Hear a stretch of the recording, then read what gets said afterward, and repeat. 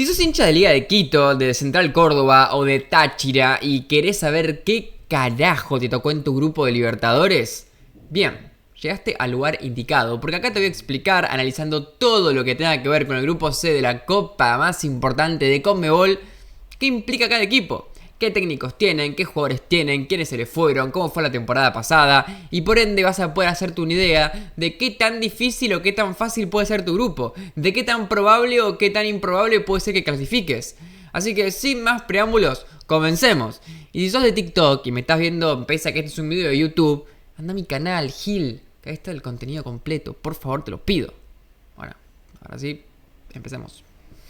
En esta primera sección, como ya estamos acostumbrados en esta serie de videos, vamos a empezar diciendo cómo vienen los equipos durante el año anterior. O sea, cómo llegaron hasta acá y cómo se clasificaron, mediante qué cosa, ¿no? ¿Qué ganaron algo? ¿No ganaron nada? ¿Fue por tabla? Bueno, acá llegamos. Empezamos por Flamengo. Flamengo salió campeón de la Copa de Brasil y eso lo clasificó directo a la Libertadores. Pero también había salido tercero en el Brasileirao. O sea que se hubiese clasificado por cualquiera de los dos métodos y lo hubiese hecho de manera directa. Ambas cosas son muy importantes. Tanto ser el tercer mejor equipo de la mejor liga de todo el continente es algo valioso. Aparte que estuvo una diferencia de puntos que no es tan larga con respecto al campeón, que en este caso fueron 9 puntos. Y en la Copa Brasil es realmente el campeón. Y es una copa muy importante allá, así que tampoco hay que subestimarla en lo absoluto. En lo que fue la competencia internacional del año pasado, Flamengo perdió en cuartos de final, que muchos lo recordarán porque quedó eliminado contra Peñarol, en una serie en la de que no sabemos cómo, pero Peñarol sobrevivió a los 1001 ataques de Flamengo. Pero hay que recalcar, y esto les sirve a los hinchas de los equipos hispanos, su fase de grupos no fue tan consistente. Realmente se le complicó, inclusive se va a salir segundo. Pero tuvo un poco de suerte porque le tocó justamente el primero de su propio grupo. Y tuvo que jugar de nuevo contra Bolívar, que ahí sí le pudo ganar. El Bombo 2 nos trae a Liga Universitaria de Quito, que se clasificó a esta Libertadores por ser el campeón de su liga. El formato de la Liga de Ecuador tiene apertura, clausura y después una final entre ambos. Ahora, Liga ganó el clausura y después ganó la final contra Independiente del Valle, cosa que podemos decir que es algo positivo, tanto porque pudo ganar la final, como también porque fue bueno en la segunda mitad del año. Cosa que es más reciente a este torneo que se va a jugar ahora. Además, internacionalmente podemos decir que tuvo un año un poco decepcionante. Venía de ser campeón en 2023 de la Copa Sudamericana, jugaba a la Libertadores, pero perdió en fase de grupos, eliminado contra Botafogo y Junior. Que podemos decir que era un grupo, también que estaba universitario, en el que creo que al menos yo y muchos nos esperábamos que logre pasar de ronda. En la Sudamericana pasó los playoffs contra Always Ready, pero terminó cayendo en octavos contra Lanús. Así que creo que fue un año nacional positivo y un año internacional negativo. Desde Venezuela tenemos a Deportivo Táchira como representante del Bombo 3. Hay que decir que se clasificó de una manera bastante parecida a la que lo hizo Liga de Quito, por no decir exactamente la misma, porque el formato de Venezuela también tiene apertura, clausura y una final entre ambos. Y al igual que Liga, Táchira ganó el clausura y después ganó la final, para en este caso contra Carabobo, aunque hay que darle el plus de que Táchira ganó el torneo clausura de manera invicta, no perdió ningún partido, cosa que bueno, sí que suma un poquito.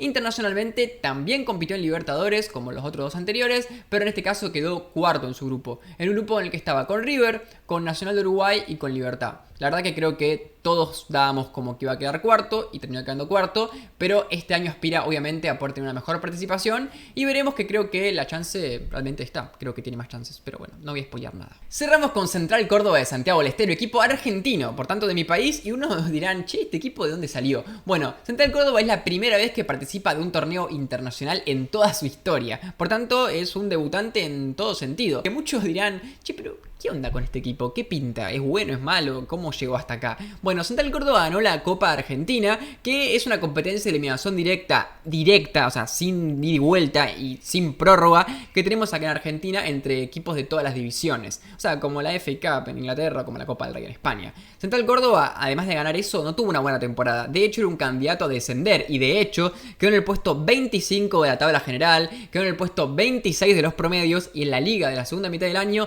quedó en el puesto 22. O sea, que fueron los peores equipos del año en cuanto a lo que pasó en las ligas. El problema es que, bueno, la Copa va aparte y fue avanzando de ronda y terminó saliendo campeón. Y por eso está acá. Y así todo, vamos a ver durante el video lo confuso que es analizar este equipo. Porque sí, salió campeón y al mismo tiempo sí, era un equipo que tranquilamente pudo haber descendido. Pero bueno, vas a ver que durante el video vas a ir entendiendo un poco qué aristas tiene y dónde tiene las debilidades y dónde tiene las fortalezas de este equipo tan raro. Llegó el momento de hablar de los directores técnicos, algo sumamente importante para entender la experiencia que tienen, hace cuánto tiempo están y qué pueden ofrecer desde su carrera o hasta desde su estilo, que obviamente voy a tratar de dar la mayor información posible. Algo en lo que todos coinciden es que son todos técnicos que vienen desde el año pasado y de hecho todos los logros que mencionamos, tanto de Flamengo como de Liga, como de Táchira, como de Central Córdoba, los consiguieron con los técnicos que hoy en día siguen estando. Ahora, algo que también hay que tener en cuenta es que ninguno de los técnicos está desde el principio de 2024, sino que todos llegaron a mitad de año o en alguna etapa a la medianía del año a ver cómo podían desenvolverse. Esto habla muy bien de ellos porque todos, empezando un poco de manera improvisada, porque no tuvieron la posibilidad de hacer la pretemporada, pudieron hacer las cosas bien, porque están todos en esta Libertadores y porque todos terminaron siendo campeón de algo. Ahora vamos a detallar uno por uno un poco sus características, quiénes son, qué experiencia tienen y demás. Empezamos con Flamengo, que su técnico ya lo conocerán de nombre, que es Filipe Luis. El técnico que es ex lateral del Atlético Madrid y del Chelsea llegó en esta última etapa del año pasado y salió campeón de la Copa y también ya salió campeón de la Supercopa, o sea que le ganó un partido a Botafogo. Hablando de su actualidad, está bastante bien porque Flamengo salió campeón del torneo Carioca y si bien es un estadual y muchos diríamos bueno es un torneo menor, bueno en el estadual en el que compite Flamengo le tuvo que ganar tanto a Vasco da Gama como a Fluminense como a Botafogo, o sea que ojito, es mucho más difícil que muchas ligas de Sudamérica, lo que sería simplemente el Carioca. Así que Filipe Luis tiene un presente bastante positivo. Y desde que llegó, la verdad que el equipo está empezando a establecer un estilo de juego interesante. ¿Qué cosas puede ofrecer Filipe Luis? Bueno, hay varias. Por un lado hay que tener en cuenta que él fue dirigido tanto por Mourinho como por Simeone. Dos técnicos que tienen planteamientos no específicamente defensivos, pero sino maneras de defenderse muy interesantes. Y él siendo defensor, creo que va a poder sumar un montón de conceptos y un montón de aprendizajes que como jugador tuvo y ahora explayarlos en la cancha. Además, siendo lateral, tiene un equipo que implementa muchísimos laterales, tanto con desmarques como combinaciones con los extremos. Le gustan equipos movedizos, bastante verticales y que puedan tener en esa movilidad la impredecibilidad que te dé creatividad. Lo que podríamos decir de negativo, porque la verdad que es un técnico que todo lo demás que estamos diciendo es bastante bueno, es que no tiene experiencia, es su primera experiencia como entrenador y por ende, si bien el año pasado cerró, él no compitió en la Libertadores, o sea que va a tener su primera experiencia internacional justamente ahora, pero la verdad que todo pinta bastante bien, así que bueno, ya lo vieron. Pasando para Liga de Quito, tenemos que hablar de un técnico argentino, como es Pablo Vitamina Sánchez, que muchos hinchas de Rosario Central lo conocerán por su etapa como jugador, donde salió campeón de ese torneo internacional que tiene Central, esa Copa Conmebol en la década del 90. Bueno, ahí estaba Vitamina. Vitamina tiene bastante experiencia, mucho más que Filipe Luis, por ejemplo. Desde 2007 está dirigiendo diferentes equipos de Sudamérica, habiendo pasado por Argentina, por Chile y también por Bolivia, siendo antes de su llegada a Liga de Quito su mayor éxito un ascenso con Universidad de Concepción en la segunda de Chile. Ahora, en Liga pienso yo que es su primera gran oportunidad en un equipo grande del continente y con recursos suficientes como para competir a nivel internacional. Esta es su primera temporada que arranca con Liga desde el principio. Por tanto, es como su primer gran batalla esta Copa Libertadores si lo podemos ver de esa manera. A su vez, él como entrenador no se considera demasiado idealista ni tampoco fundamentalista. Creo que al contrario, él dice que sí, quiere ser ofensivo porque piensa que tiene los recursos para hacerlo, pero él se adapta y creo que en ese sentido podemos ver contra Flamengo planteamientos quizás más conservadores y después contra Central Córdoba siendo más agresivo, cosa que en ese sentido en una copa siempre te sirve y me parece totalmente válido. En el caso de Deportivo Táchira hay que hablar de Edgar Pérez, un técnico que está teniendo también su primera experiencia como entrenador de un equipo de primera división, cosa que ya habla de una falta de experiencia clara. Ahora, él era el asistente del DT anterior y asumió tras su salida en octubre del año pasado. De todos los 4 técnicos es el que hace menos tiempo está y obviamente por ende el que menos partidos disputó, solamente con 15. Pero en 15 partidos solamente perdió uno, que fue este año en la liga, y salió campeón tanto del clausura como de la final contra Carabobo. O sea que sí, está recién empezando, pero este arranque le fue bien, aunque solamente en la Liga de Venezuela, que sabemos que no se compara ni siquiera con el nivel que puede llegar a tener un equipo malo de Argentina o equipos como las que tocó en este grupo, que son todos buenos. En ese sentido, maticemos, sí, le fue bien, Pero ¿dónde le fue bien? El hecho de que él sea un técnico inexperto se puede complementar en cierto punto con que él es exjugador y bastante recordado, bastante leyenda de Deportivo Táchira. Esto suma siempre desde el punto de vista mental, desde la confianza, desde que sea respetado, desde que conozca el club y mismo de que él haya tenido experiencias internacionalmente. O sea que es algo bastante positivo el hecho de que él tenga cierta identificación con el club, además de la espalda que le puede dar la dirigencia si es que no llega a arrancar bien y que siempre es algo que suma y que le puede permitir construir con mayor tranquilidad. Y toca cerrar con Central Córdoba, con un técnico muy experimentado como es Omar de Felipe. Diría el más experimentado o el que tiene mejores experiencias de todos los que mencionamos. Un técnico que obviamente salió campeón con Central Córdoba del primer título en toda su historia y que encima agarró un Central Córdoba que venía realmente muy mal, sin sumar puntos, con un técnico que era demasiado ofensivo y arriesgado. Y de Felipe trajo un poco de pragmatismo y flexibilidad a los planteamientos, siendo un técnico que puede cambiar de formaciones, cambiar de jugadores, darle oportunidades de titulares a jugadores que están súper en el fondo del armario y también de tener diferentes planteamientos en cuanto a cómo jugar dependiendo del equipo. Y toca cerrar con Omar de Felipe de TD de Central. de Central Córdoba. Uno hiper experimentado, diría que es el que tiene más y mejores experiencias de todos. Y encima viene a sacar campeón un equipo hiper chico de Argentina por primera vez en su historia. De hecho, cuando él llegó, el equipo estaba muy complicado, porque en Argentina todavía parecía que iba a haber descensos, su equipo era uno de los peores equipos de la temporada, no estaba ganando nunca. El técnico anterior, con algunos buenos jugadores, quería tener un estilo muy agresivo, y de Felipe llegó y plantó un poco las bases de un equipo más pragmático.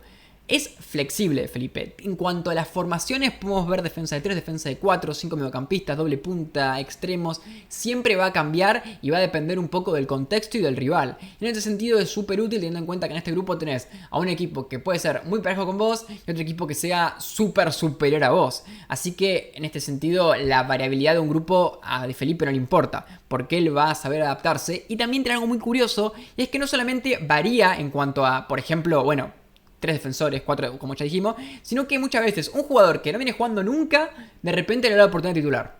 Y lo pone en un partido fuera de contexto, no es que lo pone en un partido de copa cualquiera, sino que sorprende con algunos jugadores y también es súper útil porque hace que sea impredecible en esos ajustes o variantes que tiene y que muchas veces hace que eso te termine ganando un partido o haciendo que el rival tenga que adaptarse sobre la marcha sobre algo que a vos se te ocurrió en la semana. Así que bueno, de Felipe creo que en cuanto a experiencia es el mejor técnico de todos, aunque bueno, lo podemos comparar tampoco sin tanta diferencia con respecto a lo que pasó con Vitamina. Llegamos posiblemente a la parte más importante del video, donde vamos a hablar de los jugadores. En este caso vamos a empezar repasando de manera superficial los valores de mercado de todos los equipos. Esto para tantear un poco los recursos que tiene cada técnico para maniobrar, al menos de una manera subjetiva, como pueden ser los valores de Transfer Market, que no significan nada en sí mismos, pero sí, como para una imagen general, nos sirven. Cuanto a los valores de mercado, podemos ver, y es impresionante la diferencia sublime que saca Flamengo con 201 millones, siendo uno de los equipos con más presupuesto de toda la competencia, en comparación con los 20 de Liga de Quito, los 13 de Central Córdoba y los 6 de Táchira. Que de hecho, el venezolano es el equipo que está en la fase de grupos con menor valor de mercado de toda la copa. Así que, bueno, se enfrenta uno de los que tiene más con el que tiene menos. Flamengo tuvo un mercado muy poco movido y por ende la mayoría de su presupuesto tiene que ver con lo que tenía la temporada pasada. No es un mercado agresivo, pero sí está bueno de que teniendo en cuenta que tiene jugadores que tranquilamente pudieran jugar en Europa, pudo sostener a la gran mayoría. ¿Quiénes se fueron? Más que nada en la defensa, Fabricio Bruno y David Luiz. Habían tenido muchos minutos, jugadores importantes, de jerarquía, relevantes. Y en la defensa no llegó ningún central. Y si bien los centrales después lo vamos a mencionar y son los dos buenos, puede tener algún problema si llega a tener expulsados o lesiones. Porque bueno, va a tener menos fondo de armario. Más que nada cuando empiece el Brasileirao. ¿Quién llegó en la defensa? Danilo, un jugador hiper conocido por su carrera europea, pero que juega en otra posición. Y de hecho no está jugando hoy en día de titular. Así que no tengamos bien en cuenta. Y en la delantera tenemos el caso de Gabigol, que como pueden ver ahí se fue. Que bueno, larga vida Gabigol, ¿no? Un delantero que fue muy dominante y que significa mucho para todos nosotros, pero que no estaba siendo demasiado relevante en las últimas, o al menos en la última temporada. En cambio de él llegó Juninho, un delantero un poco más joven y que viene del fútbol de Azerbaiyán, en un equipo que muchos conocerán por algunas competiciones europeas, como es el Karabakh, que es un buen equipo y es un delantero que trae un poco de frescura, pero tampoco es que está siendo demasiado titular Juninho. Así que tengan en cuenta que los fichajes no son muy importantes en el caso de Flamengo. Lo que va a ser importante es justamente ahora, donde vamos a cambiar de placa o vamos a empezar a hablar de los jugadores que tiene y por ende los que realmente son importantes. Van a ver acá en pantalla una posible formación y vamos a ir repasando un poco algunas posiciones importantes y algunos detalles de algunos jugadores que están buenos destacar. Rossi en el arco, un arquero muy bueno y que ha tenido una temporada pasada excelente en el fútbol brasilero, arquero ex Boca. En la defensa podemos ver a Ortiz y Pereira, bastante sólidos, con bastante experiencia, buenos desde atrás, son útiles y de hecho Felipe Luis los usa mucho en las conducciones, así que vamos a ver muchas veces cómo desde los centrales con conducciones adelantan y saltean líneas para ahorrar trabajo a, por ejemplo, los pivotes, los mediocampistas. Y dos laterales muy buenos, como pueden ser Wesley, que es buenísimo y súper joven y que es una de las principales armas en esto que hablamos antes de Felipe Luis y los laterales, y Alexandro, obviamente muy conocido también por su recorrido europeo en equipos, por ejemplo, como la Juventus. Pasando al medio, Pulgar y De la Cruz en una especie de doble 5. De la Cruz, obviamente, con mucha más creatividad, despliegue, gambeta y de todo. Y Pulgar más defensivo, bastante balanceado. Y después adelante, Gerson, uno de los jugadores más habilidosos del equipo por banda. De Arrascaeta, uno de los mejores jugadores de todo el continente. Un mediocampista ofensivo hiper creativo y además con mucho gol de asistencias. Y Araujo, acompañado finalmente por Gonzalo Plata, el ecuatoriano, bastante un prospecto muy conocido, que en este caso estaba jugando de punta, pero no solo el único que están, hay más jugadores que también pueden llegar a aparecer y que, por ejemplo, puede ser Bruno Enrique, que también es muy desequilibrante, en cambio de Gerson podría ir, por ejemplo, Alan podría jugar en el medio, en cambio de Pulgar, también podríamos tener a Everton por banda, en una de estas posiciones en las que hablábamos antes, o también el mismo Juninho, como un punta más tradicional en vez de Gonzalo Plata. Pero lo que podemos ver acá es, por un lado, que juegue De la Cruz junto con Pulgar y también de Arrascaeta y también otros jugadores que la mayoría son todos desequilibrantes, rápidos, habilidosos. Habla de que lo que hablamos antes de la movilidad, de la velocidad, de la verticalidad que puede aplicar Flamengo. No tanto como podía ser antes cuando juega con Gabigol, que es como que es un tipo que le tiras pelotas y que te las define.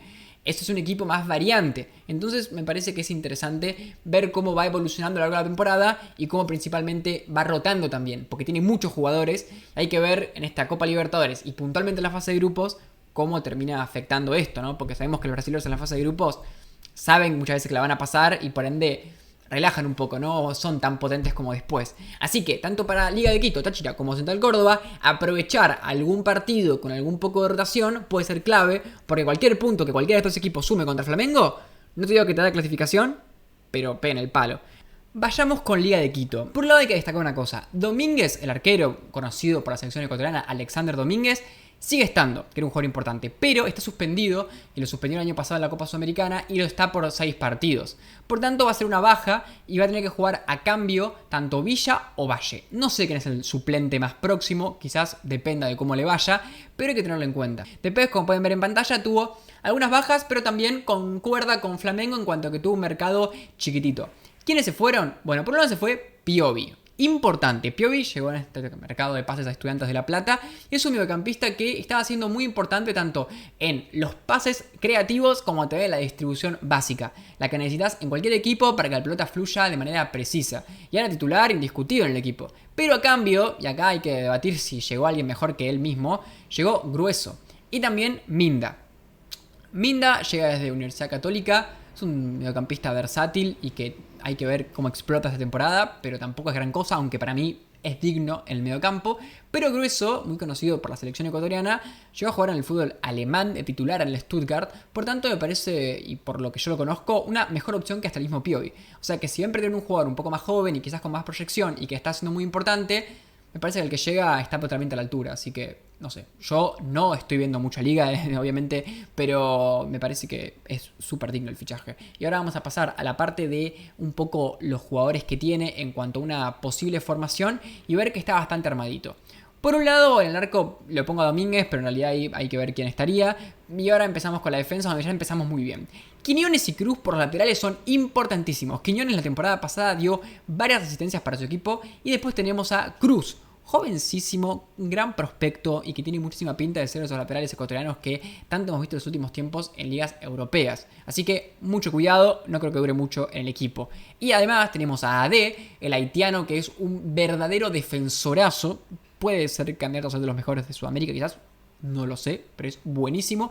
Y a su lado Alala, que es un defensor uruguayo que también se la banca y que están los cuatro atrás súper consolidados. O sea que ahí tenemos como un buen bloque para decir acá andan bien. Después, dentro del mediocampo puse una especie de improvisación con Minda, Grueso y Villamil.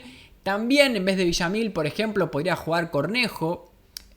Pero bueno, son diferentes alternativas. En este caso podemos ver como Grueso sería el eje del equipo. Y después podemos poner diferentes opciones, que en el caso de Minda sería más defensiva o un poco más versátil. Si pusiéramos a Villamil y Cornejo sería un poco más agresiva, con más despliegue, con más creatividad.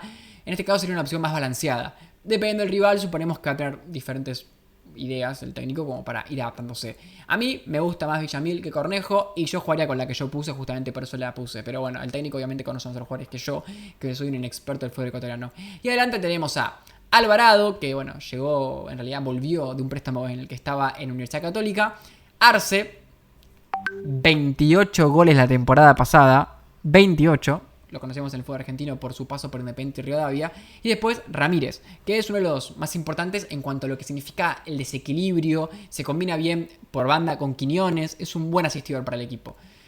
Podemos ver varios puntos claves, tanto en Grueso, como en AD, como en los laterales, como en Arce. Me parece que son puntos fuertes y jugadores muy buenos y se pueden complementar con otros que quizás son más de rotación o que a veces pueden ser titulares incluso, como puede ser el caso de Estrada, Alzugaray, que aportaron con asistencias y goles la temporada pasada, y también en la defensa Quintero.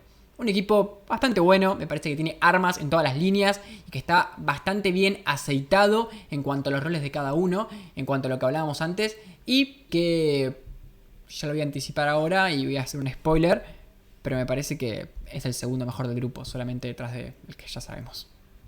Llegamos a Deportivo Táchira, en el que bueno, ya empezamos a hablar del mercado, donde tenemos acá sí muchos más movimientos. Y empezamos por la defensa, donde se fue Ruiz Díaz y llegó Acevedo. Ninguno jugaba demasiado, pero bueno, son jugadores que hay que tener en cuenta en la rotación. Después se fue Robles y entró Requena. Tampoco es muy relevante, pero sí los jugadores que estoy mencionando son todos los que salen, que la temporada pasada estaban en la rotación de manera considerable. Y después sí entramos en la parte más importante, que tiene que ver con los delanteros que se fueron y los que llegaron. Se fueron tanto Mendoza, que quizás para mí es el más importante o el segundo más importante de todos los que se fueron, por su capacidad asistidora y de desequilibrio. Chacón, Uribe, el que más goles había aportado, y Andrés Ríos. Se fueron bastantes delanteros. Casi que se te fueron todos los delanteros que tenías en tu equipo que la temporada pasada habían jugado bien, o que habían tenido más regularidad. Ahora, los que llegaron, para mí no son mejores, pero al menos yo si me vas a elegir entre quedarme con esos que la temporada pasada no habían hecho demasiado y probar con un nuevo staff, yo prefiero los que llegaron. Ortiz, por un lado, es el más flojo de los que llegaron, aunque ya tienen un golcito en la liga. Después, Cano, que es el más esperanzador, viene de meter 16 goles la temporada pasada en la liga peruana con Sport Huancayo, argentino. Un delantero interesante, bastante rápido. No es el típico 9, sino que es el más media punta, pero que también es 9. Funciona. A mí me gusta más que lo que estaba antes. Y después Balsa, que lo hablamos hace poquito, que había metido 10 goles la temporada pasada en Carabobo. Y que es una opción de extremo que para mí es mejor que las que tenías antes en, por ejemplo, Chacón. Aunque bueno, siempre es relativo. Y Chacón es un jugador que venía con muchas más temporadas en el equipo y que está bastante identificado. Ahora, ¿cómo se puede armar un 11 de Táchira? Como ya dije, para empezar hay que empezar diciendo que el mejor jugador es Coba, que la verdad que hace todo en el equipo. Fue el máximo goleador y el máximo asistidor la temporada pasada desde el medio campo. Así que el equipo gira en torno a él. Él es el más importante y por esa razón digo, si todos los delanteros de la temporada pasada no habían podido superar a un mediocampista en estas estadísticas, mejor traer alguno nuevo que te los pueda reemplazar y que te pueda dar un poco más de número. Que finalmente en este grupo van a necesitar número porque no te da sino. El Largo Camargo, la temporada pasada estaba. Yendo a la defensa, para mí está muy bien. Está muy consolidado, suelen jugar todos. La dupla central tiene a Maidana, que es un defensor muy sólido, bueno en el juego aéreo, pero además inteligente. Me gusta Maidana. Y después, tanto Hernández como Hernández, que son los dos laterales, ambos interesantes y asistidores. Los usa el equipo. Así que, bien, empezamos con una defensa que logra sostenerse con respecto a la temporada pasada. Yo en el medio campo Sosa y Balsa serían más como extremos o carrileros, por decirlo de alguna manera, dentro de ese 4-4-2 que estamos armando. Más que nada Balsa es un poco más ofensivo y Sosa es un poco más distribuidor. Y después Kova y Fioravanti, como ya dijimos, Kova, el todopoderoso jugador, y Fioravanti es una opción también un poco más movediza, como para combinarse con Kova, pero la diferencia es que Kova sería un poco más posicional y que Fioravanti sería quizás más suelto. Adelante, Castillo y Cano. Características de juego, más allá de las que ya pudimos mencionar de manera un poco por arriba cuando hablamos del técnico, es, como ya dijimos, por un lado el mediocampo con jugadores de buen pie que intentan asistir de manera bastante directa o mismo ellos definir las jugadas con momentos en los que están parados cerca del área rival. Y además laterales bastante poderosos en cuanto a su llegada. Esto quiere decir que lo talentoso de Táchira muchas veces se concentra en el medio o en el medio pero arriba, como puede ser en Cano, y que no tiene jugadores extremos, por ejemplo, que sean tan potentes, sino que usa más los laterales para atacar por banda y trata de que lo demás se concentre en los mediocampistas creativos, como puede ser el caso de Kova o de Fioravanti, que bueno, ya como ya dijimos, lo pusimos en la formación en la que recién repasamos. Y por último, toca hablar de Central Córdoba, que madre mía, qué complicado que sale de este equipo. Van a ver la placa ahora mismo y pueden notar cómo se le fue todo básicamente. Y dato importante, de la final de la Copa Argentina 2024 que salieron campeones, 8 jugadores ya no están. O sea, bueno, es una auténtica locura. Y vamos a ver cómo, bueno, ya vamos a ir detallando uno por uno. Ingolo tiene largo, se fue. Ahora está Aguerre. A mi parecer me gusta más Aguerre, así que un improve por ahí, aunque bueno, fue el que salió campeón. Después, en los laterales tenemos a Meli, que fue el titular en la final, que también se fue. Tenemos a Cufré y a Trindade como reemplazo. No me parece muy relevante, creo que son reemplazos dignos. Y aparte ahora tenés dos, antes tenías uno solo. Entonces fueron dos de los centrales de la final. Tanto Rack a Barraca Central como Valdés, que se fue Independiente, que está teniendo una gran temporada. Más que nada lo que duele es el caso de Valdés. Era súper importante, sólido, a más no poder, además muy potente en el juego aéreo ofensivo y clave también hasta para salir jugando. Una pena. Llegó Rivero. También Galván y también Cancermeiro. En el caso de Galván sería el reemplazo más puro y el mejor jugador que llegó, entre comillas, al menos por renombre, en reemplazo de Valdés. No me gusta más que Valdés. Me parece que acá nunca van a poder convencer un jugador igual, al menos en los que tienen ahora. Pero tanto Rivero, Galván como Cancermeiro, que el otro día jugó un partido y que le fue muy bien, son dignos. ¿Son peores? Sí. Pero Central Córdoba está jugando bien ahora. Y ahora vamos a meternos en un tema muy importante. Y capaz que el más importante del video para Central Córdoba. Sí, se le fue todo el equipo. Increíble, casi todos. Y ahora vamos a detallar algunos más. Pero, ¿vos podés creerme que ahora está jugando mejor que la temporada pasada? Es una cosa rarísima. Su primer torneo, su primera reclasificación internacional y la temporada siguiente, pese a que se le fueron casi todos, es mejor. Bueno, es así. La primera temporada en la liga la está yendo muy bien, jugando muchos puntos, siendo un equipo peligroso, regular. Y guarda, capaz que la temporada no sale campeón de nada. Pero si bien nadie va a negar que no es lo mismo tener los que salieron campeones, a mí me gusta más el plantel que tiene ahora y cómo está jugando ahora. Así que veamos hasta qué punto es realmente una cosa decir que se le fueron muchos, porque la verdad que los que llegaron a mí, la mayoría me gusta. Por ejemplo, Barrios, se fue a Barracas, llegó Moyano. Moyano está siendo en las últimas fechas uno de los mejores jugadores del equipo. A mí me gusta más Barrios, pero está viniendo muy bien, o sea, lo está potenciando muy bien en el caso de Felipe a Moyano. Otro caso, se fue Vázquez y Milok en el mediocampo. Dos jugadores que tenían bastantes minutos, más que nada Vázquez. Los que llegaron, Iván Gómez, ya es mejor cualquiera de los dos. Muy completo, muy buena pegada, recorrido, creatividad. Es gran mediocampista. Y también, para complementar, llegó Glavi y Cristóforo. Que Glavi también es muy bueno, más que nada en lo que tiene que ver con la defensa. Cristóforo es un poco más veloz y más creativo. A mí me gusta más lo que tiene ahora.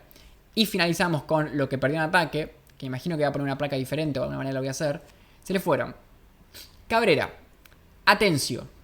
Atencio era el mejor del equipo, el más creativo, el más desequilibrante y demás. Godoy, el que metió el gol en la final.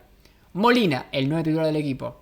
Bonzón, el 9 suplente del equipo. Y Sanabria, que era un otro habilidoso, talentoso, muy gambeteador que tenía durante la primera mitad de la temporada.